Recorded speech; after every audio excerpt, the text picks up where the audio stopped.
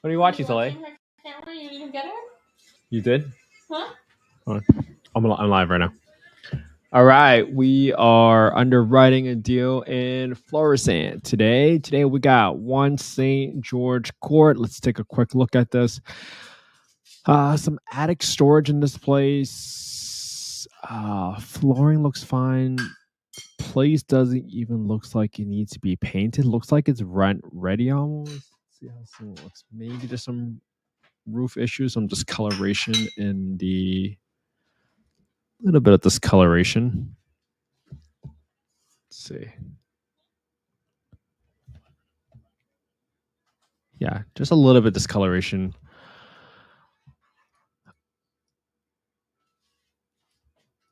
In the ceilings, but okay, not much work that I can see right on top of the house. Looks like it's in overall decent condition. Let me just take a quick look. Looks like the home is on a main street. I'm assuming that's probably the home right there. Yeah, this was it right here. So it's on a main street. Do I see any like rundown red flags or anything like that? No, it looks like a pretty chill suburban neighborhood. Decently kept houses on the street. Okay, no big problems, no big red flags that's coming out, jumping out to me right now. I can also pull up Top Hap so you guys can quickly kind of see what the crime score looks like. So if I can plug this guy in right here, I'm just going to search it for you. What I'm trying to make sure is, one, I don't see anything on the if I don't see anything on the streets from visually going down the neighborhood, then the next thing I want to see, just look at the crime score. And here's a crime score I get from tophap.com. You can see that it's a 92. The national average is 100. If you look at other areas within St. Louis, you can kind of see if you ever meet anybody from St. Louis, they'll probably tell you like, hey, make sure you stay away from this particular area in North County or just north of downtown St. Louis. And you can kind of quickly see why, because if you click down here, look at one of these properties. Let's see if I can click them up. And let's see, click on neighborhood. You look at neighborhood, 142, slightly higher. There's going to be some areas where it's even going to be worse. Let's see. I just want to give you guys a good gauge of a bunch of different crime scores. 168. There's some areas up here that's like 1,000, I think I remember correctly. Let me see if I can find some for you guys.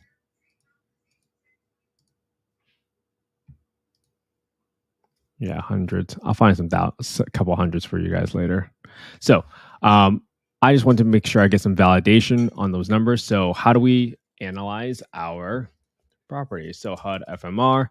What we're trying to do is look for the fair market rents for this property on HUD FMR. And you can come down here. After you click on HUD FMR, click on access to small area FMRs. Once you go to small area FMRs, you click up look up FY 2024 FMR. And what we're trying to do here is grab the county from the property. I'm going to select the county right here, and then we're going to pick the zip code. So here, this property that we're looking at today is in the area code 63031. From 63031, you're going to see that by zip code, by bedroom count, what the fair market rents are, which is what I'm calling the ceiling rents for this property. Okay, 1810 and 2100 for a 3-bedroom and 4-bedroom. The next thing you want to do is go to affordablehousing.com and you want to look for the market rents. Usually this is a quick hack instead of trying to figure out like, hey, let me go look at every single rental listing here.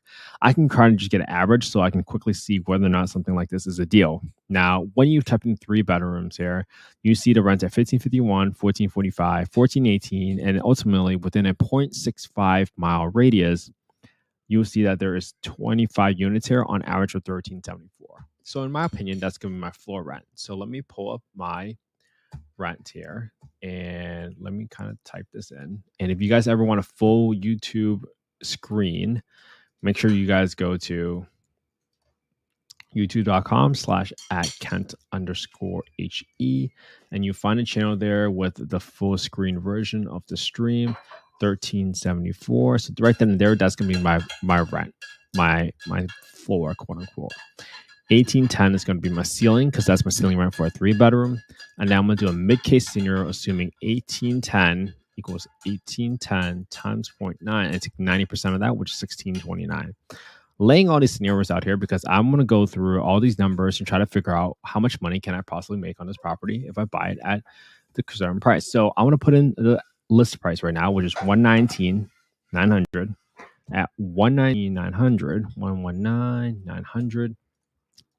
I'm going to look at the renovations. Now, for the most part, I think the property looks pretty good. I'm just going to leave very, very little money for just in case there's some kind of touch up paint, but it looks like for the most part, it is pretty good. The YouTube channel is youtube.com/@Kent_he. At is the at symbol, just like for an email. So I got $1,500 for the repair. And then I got no money for repairs. I got $500 using the cleanup for the landscaping and yard stuff, just because there's probably some minor cleanup work as we're doing some rehab here. $14.94. I have $3 a square foot to paint the place. That's a very, very conservative number because I paid $350. But again, this home looked like it was in pretty good shape. So I doubt that we even have to paint and repaint the entire place. But you never know, right? Sometimes the pictures might show the home in a completely different light than what it currently looks like. So it doesn't hurt to have some rehab. I always expect that there to be something going on for the property. So this allows me to pretty much end up with a roughly around $9,000 rehab, assuming everything is fine. Then if I'm currently assuming that I'm going to get, let's go with the ceiling for now. 1810 is the ceiling rent.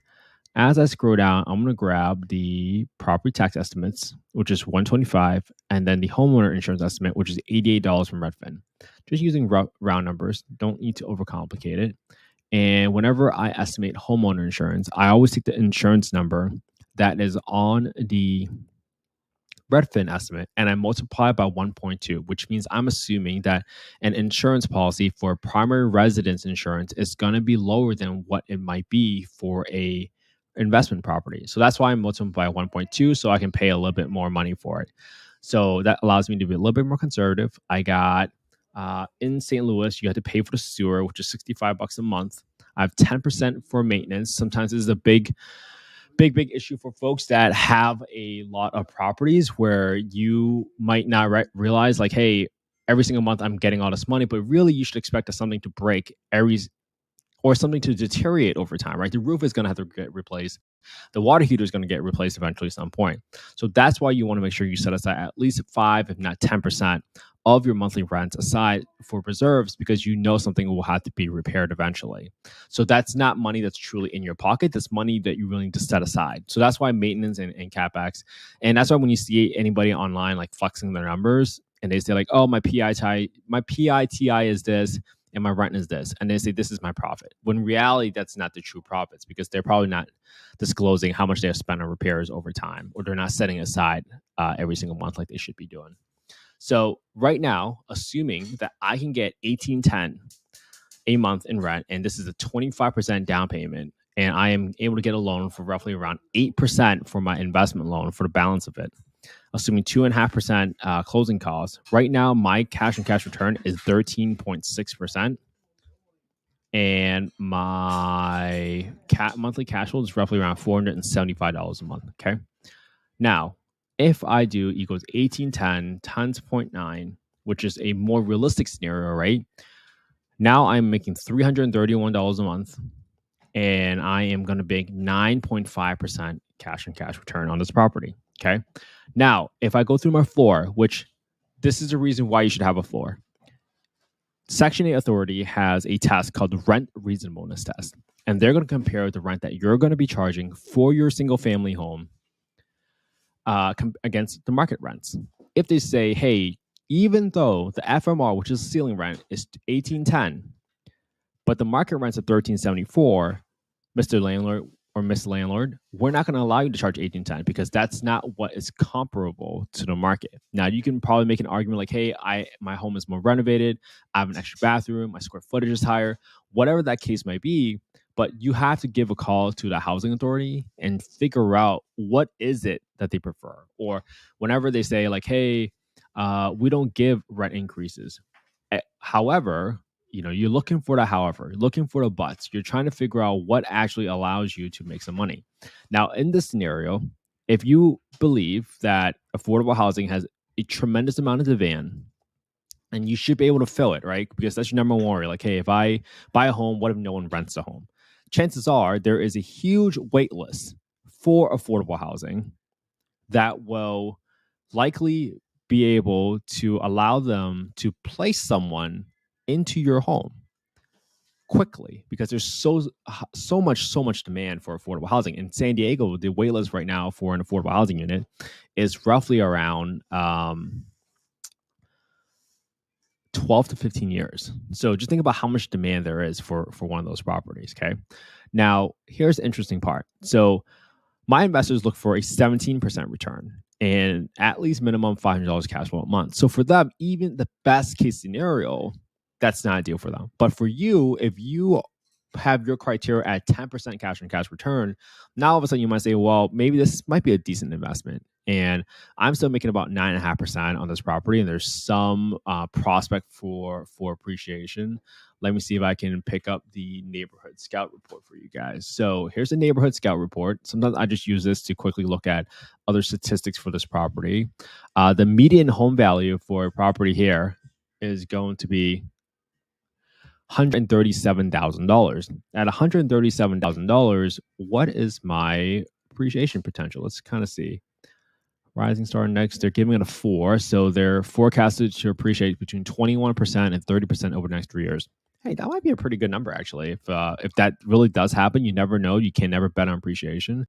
But hey, now all of a sudden you might think to yourself, hey, this is a decently safe neighborhood. There is a chance of appreciation. And even if there isn't appreciation, here's how much return I will make on my money. Best case, 13%. Middle of this road, I'll probably make about 9.5%. But worst case scenario, I might make only 3.7%. So that allows you to decide, hey, do I feel good about this investment? Do I feel good enough that, hey, in the worst case scenario, I might just make only $130 a month? Which isn't the worst case scenario, is you're not losing that much money, right? Now, again, this is not investment advice. This is not a solicitation for any investment. I'm simply showing you guys what I do on a daily basis. Now, here's another scenario that I want to run by you guys. Now, we talked about it as a 3-bedroom property, right? But this home is 1,500 square feet. 1,500 square feet usually is big enough for a 4-bedroom property. You see how big this room is, this living room? I mean, there's a chance you could just cut out an extra room, make it a master bedroom, right? Or you see this little pocket over here, like this little side room that might have been meant for a dining room. If you are able to potentially convert this into a 4th bedroom, a legal bedroom, which means it has egress points, electricity, has air on its own, it's got 2 means of egress, that could be your 4th bedroom just by framing up the walls and putting it in a closet. Now, if you are creative and see an opportunity like that, does that make this a deal? Okay, let's do the math, right? It's not a gut check. We're going to do the math together. So if I say I'm going to spend at least another, because you're not converting a garage or anything like that, the number for this is probably going to be a little bit cheaper. I'm just going to put in $12,000. So if I spend another $12,000 to frame a room, which I think is still pretty high, but I'm able to get the 4-bedroom rents now at $2,100. What does that make my cash on cash return? Okay, now all of a sudden at $2,100, I now turn this into a 4-bedroom property because my FMR for a 4-bedroom property is $2,100. Okay, if I get $2,100, how much cash flow am I making a month? I'm now making $700 a month, and now my cash on cash return is 15.7%. So you have 2 advantages here, right? One, you are, by spending the extra $12,000, you are increasing your cash flow per month from a 3-bedroom property to a 4-bedroom property with a maximum best case scenario of $700 a month. You're increasing every month by $225 in profit by spending that money, which also increases your cash on cash return by about 2 percentage points. You have to decide whether or not that is worth that investment in your mind, and whether or not you have a better alternative investment strategy for the $12,000 that you might have spent or might not have spent. That is why you got to do this math out to decide for yourself whether or not that might be a good fit for you. Now, 2,100 times 0.9 will make it 1,890. So I'm going down these scenarios now for a 4-bedroom property, right? For a 4-bedroom property at 1,890, assuming I pay 120 for this property, this is now at 537 cash flow a month, and my cash and cash return is now 11.96, which makes it a 12% cash and cash return, just to kind of keep the numbers round. Okay, now I need to find my floor. My floor here, now using the same address, I'm going to change the bedroom count on affordablehousing.com, the market rent estimator, clicking update, and now I get my new rent, 1967, 1849. 1967, 1849. I'm just doing this so that I have all the numbers in case I can present it to any of my investors. 1753, and then 1607. So I'm going to use 1607 as my floor. So what just happened, right? You, by changing this to a 4-bedroom property, you just increase the floor of your quote unquote worst case scenario, because you can make an argument to the housing authority that, hey, I should get 1607 for this rent at the minimum because that's what the market is renting for.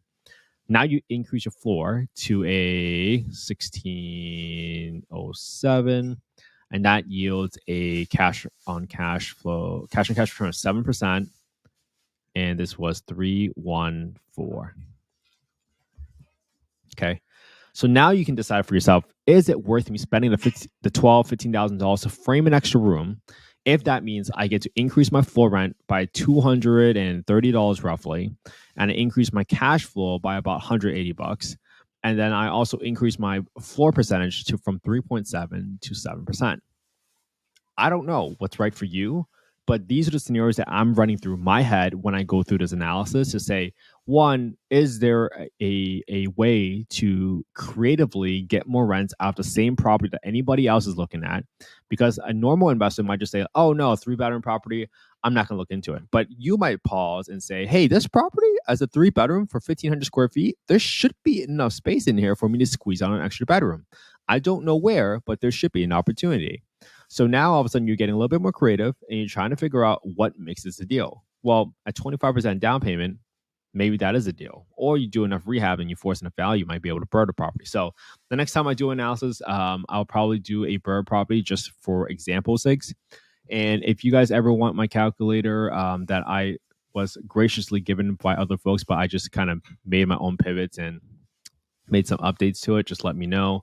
I have my rehab calculator that another realtor gave me, but I added my own line items. I updated all of the prices for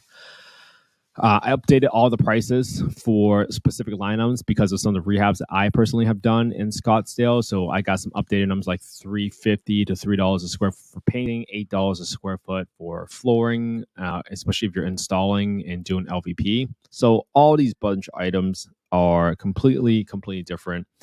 This is gonna, if you are still watching this, inspecting SDICU, you can check this out on my live section on youtube.com/@Kent_HE. I am trying to go live. No, I will go live every single day for the next 80 more days because I'm doing this for 100 days in a row.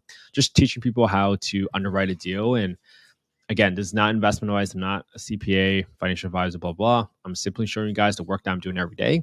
And hopefully you guys can make a lot of money with affordable housing and you guys can raise a lot of capital on your own. Some of the biggest excuses that I've gotten from folks is, hey, I don't have enough money. I can't afford it. Real estate's for a rich person's game only. Well, if that is the case, then if you simply just copy what I'm doing, literally you can analyze the same property, go through the same exercise together, even say the same words I'm doing. But at the end of the day, in about a year from now, you might have a YouTube channel of 365 deals that you have analyzed, and you might have said no to 360 of them. But now all of a sudden you have a resume to show people that you know what you're doing, even if you're new. Even if you're new, you get to tell people, hey, I have at least analyzed and stay consistent with how many deals I have analyzed over the past year. And that would give people a lot more confidence in potentially investing with you. So Nana, Zoe, it probably won't be the same time. I've been trying to do it like at different times of the day just to kind of catch different audiences. But every single time I do it, it always goes onto my YouTube channel. So it's youtube.com/@Kent_HE. I have nothing to sell you guys. I would just love it if you guys are able to support the podcast. It's called Affordable Housing and Real Estate Investing. If you're able to leave a 5-star review on Apple Podcasts, I would appreciate it so much. We've gotten some 1-star reviews from some haters because they just don't understand affordable housing, or they might think it has a particular stigma, when really we're just providing good, safe, quality housing for folks just like my parents who came over from another country and didn't know English. And I think this is why I do this. I hope you guys make a ton of cash. You guys are able to pay it forward. If you guys like to join my free Facebook group for affordable housing investors, it's called Affordable Housing and Real Estate Investing. You can DM me your email if you want this calculator at Invest with Kent He on Instagram. You can also DM me if you guys want a invite to the free Facebook group, where I'm really trying to build a community of folks that are investing in affordable housing, people that are willing to share their resources with one another, because I think this is how you solve the problem for affordable housing, by having the confidence, having the support of community, so that you're not feeling like you're all alone. You're not feeling like you're scared of taking that leap, because someone somewhere along the way has already stumbled. They've already made the mistakes. This is why we have the Affordable Housing Podcast. We bring on investors who are single family investors, who are multifamily investors, and all the way to ground up construction developers. You get to pick how you want to get involved with affordable housing. And ultimately, you get to pick who you want to help and how you want to help them. I personally chose affordable housing because I get to help them buy housing. And I believe that housing is the single most important factor in the growth of children, in how people develop, in their mental health, whatever it is. If you think about the home that you live in right now and how important it is for you to have a place to call home, a stable roof over your heads, that is life-changing. And I hope you guys will for sure pay this forward, take the knowledge that I've shown you, and literally just copy it. I don't really care. Do whatever you want. But that's how you get better. If you copy my way, eventually you get better. And I hope you can share what you guys learn and all the resources. There's a reason I brought people that are contractors. Like, I brought a great guy named Tyler on my podcast in the Atlanta market. He's a great realtor. He's a great GC. Like, these are very, very hard to find resources. I hope you guys take advantage of some of these resources that I found for you, because I'm not the type to keep everything to myself. And I think the only way to lead by example and encourage a community to share resources with one another is by leading by example. And that's what I'm doing. I hope you guys can take advantage of all this stuff, raise a lot of capital, and make a big, big difference with affordable housing. Inspecting SD. Hey, congratulations, man, on getting your first property under contract. Let's go. All right. Hey, make sure you post about that in the Facebook group for affordable housing investors. Love to kind of keep tabs on you. And once you guys get it up and running, hey, who knows? Maybe you guys want to come on a podcast. That would be really cool. I want to kind of see the level of renovations you're putting into place. I am trying to be very careful about screening our guests to make sure nobody coming on to the show is like a slumlord or anything like that. I'll do my best, but there's never guarantees. But hopefully people can learn from one another. And I think I personally have listened to tons of podcasts, and I can't resonate with folks that comes on and say, hey, I got 1,000 doors here. I got 5,000 doors here. I can't resonate with that. But if someone comes on and say, hey, I just got my first property under contract. Here's all the problems I struggle with. Here's the contractor I deal with. Here's how I negotiate with the contractor. That's real tactical advice that makes it manageable and achievable. Someone that's new that wants to enter affordable housing. Because when I talk about development, sometimes, like, I'm on a team, we're building 185 apartments here. We're building 400 apartments in Texas. Sometimes it goes over people's head because it sounds so scary. And I get it. This is why it's so important for us to have a community of single family investors and multifamily investors and ground up construction, because now there's a career path. You might be comfortable in single family space, but if you ever want to scale and maybe your single family portfolio gets like 30, 40, 50 homes, like we had Ashley Hamilton on from Bigger Pockets, and she makes like 40 grand a month from her Section 8 rentals. She used to make like 20 grand a year. She's making 40K a month now through her Section 8 rentals in Detroit. And I brought her onto the podcast so you guys can learn about all those gems. Listen to that podcast. She talks about how you got to check your landlord references, and you got to figure out how to see through the lies that some people might put on their application. there are so many little gems that some of these very, very experienced Section 8 investors have disclosed and shared on the podcast with all of us. So definitely check out Ashley Hamilton.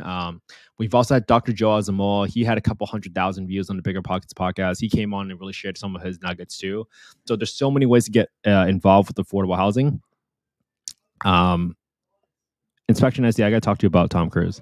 All right, cool. Thank you so much, everybody. I appreciate your time. Have an amazing Saturday. Spend some time with the family. I'm going to go spend some time with my daughter now.